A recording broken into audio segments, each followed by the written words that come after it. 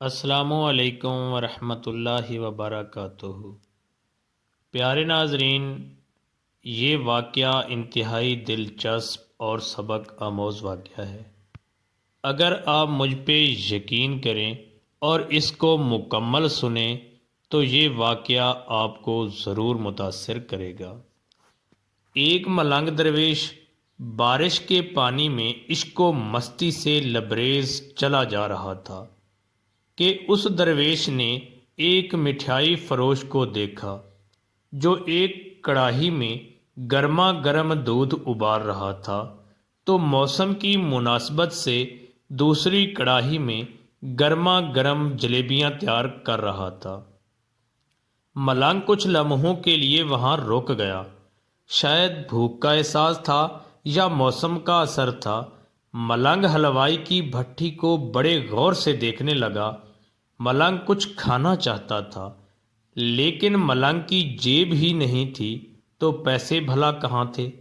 ملنگ چند لمحے بھٹی سے ہاتھ سینکنے کے بعد چلا ہی چاہتا تھا کہ نیک دل حلوائی سے رہا نہ گیا اور ایک پیالہ گرما گرم دودھ اور چند جلیبیاں ملنگ کو پیش کر دیں۔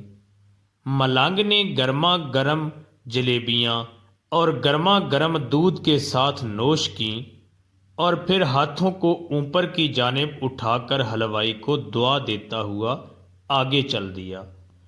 ملنگ کا پیٹ بھر چکا تھا، دنیا کے غموں سے بے پرواہ وہ پھر ایک نئے جوش سے بارش کے گدلے پانی کے چھینٹے اڑاتا چلا جا رہا تھا۔ وہ اس بات سے بے خبر تھا کہ ایک نوجوان بیاہتا جوڑا بھی بارش کے پانی سے بچتا بچاتا اس کے پیچھے چلا آ رہا ہے۔ یک بارگی سے اس ملنگ نے بارش کے گدلے پانی میں اس زور سے لات رسید کی کہ پانی اڑتا ہوا سیدھا پیچھے آنے والی نوجوان عورت کے کپڑوں کو بھگو گیا۔ اس نازنین کا قیمتی لباس کیچڑ سے لت پت ہو گیا تھا۔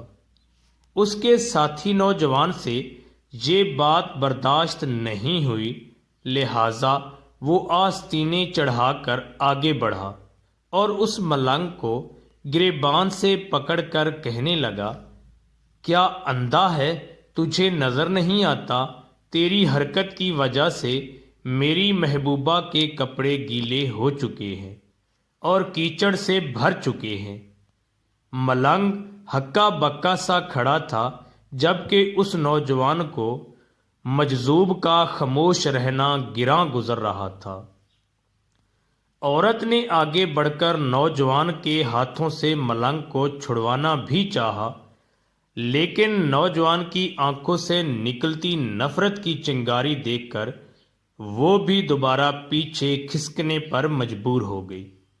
راہ چلتے راہگیر بھی بے حسی سے یہ تمام منظر دیکھ رہے تھے، لیکن نوجوان کے غصے کو دیکھ کر کسی میں ہمت نہ ہوئی کہ اسے روک پاتے، اور بالآخر طاقت کے نشے سے چور اس نوجوان نے ایک زوردار تھپڑ ملنگ کے چہرے پر جڑ دیا۔ بوڑھا ملنگ تھپڑ کی تاب نہ لا سکا اور لڑکھڑاتا ہوا کیچڑ میں جا پڑا۔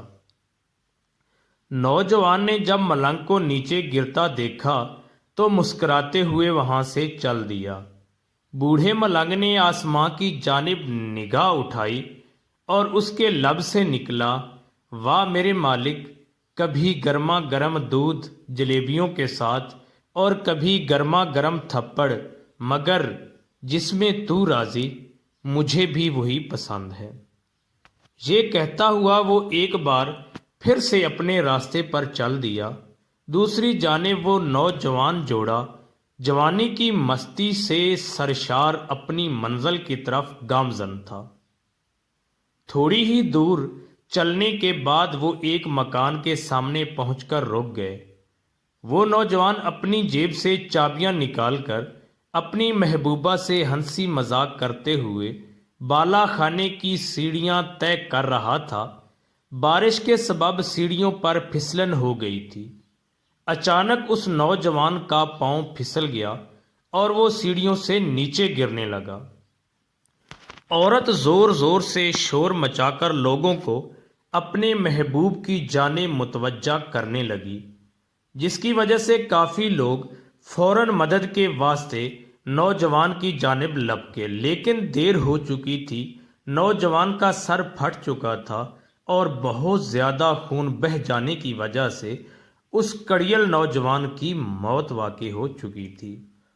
کچھ لوگوں نے دور سے آتے ملنگ کو دیکھا تو آپس میں چہمگوئیاں ہونے لگیں کہ ضرور اس ملنگ نے تھپڑ کھا کر نوجوان کے لیے بد دعا کی ہے، ورنہ ایسے کڑیل نوجوان کا صرف سیڑھیوں سے گر کر مر جانا بڑے اچنبھے کی بات لگتی ہے۔ چند منچلے نوجوانوں نے یہ بات سن کر ملنگ کو گھیر لیا۔ ایک نوجوان کہنے لگا کہ آپ کیسے اللہ والے ہیں جو صرف ایک تھپڑ کھا کر ایک تھپڑ کی وجہ سے نوجوان کے لیے بد دعا کر بیٹھے۔